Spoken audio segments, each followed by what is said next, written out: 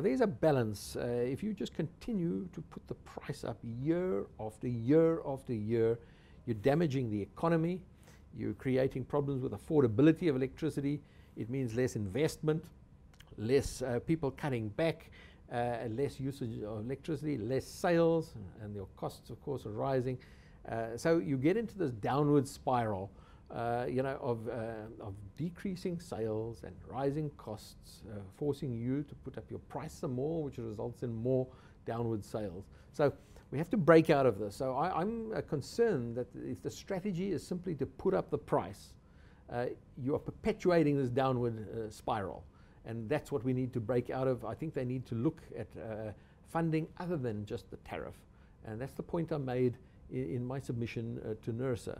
That there are other options that were not explored by Eskom in their price application. Selling off part of their business. Well, there are so many options, at a financial level, including a sale of non-core assets. Okay. What does that include? Well, it could include selling off of an organization like Rotec, okay, a maintenance company, which is not necessarily core to their generation business. It's a service to their business. But there could be other, for example, aircraft and other assets, property assets, their book, the home loan book.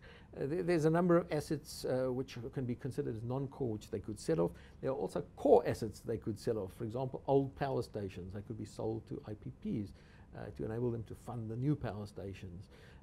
There are the possibility of taking on a strategic equity partner or partners. There's the option of what I like to call increased public participation in the business of Eskom. It's referred sometimes by politicians like Gwedi Mantashe as the Chinese option.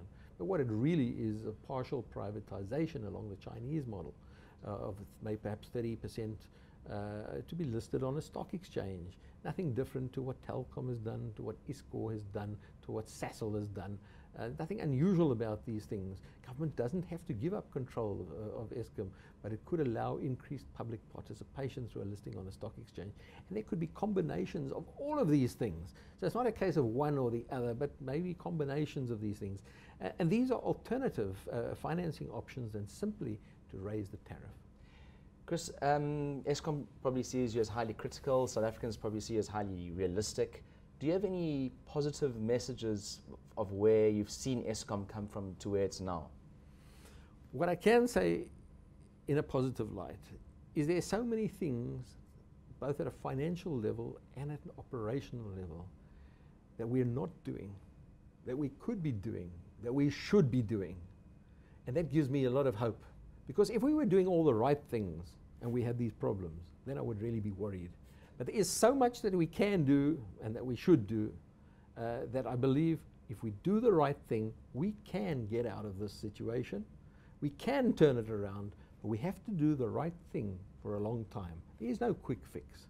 And people who think that this is going to be over in 6 months, I think are dreaming. We need to do the right thing for a long time.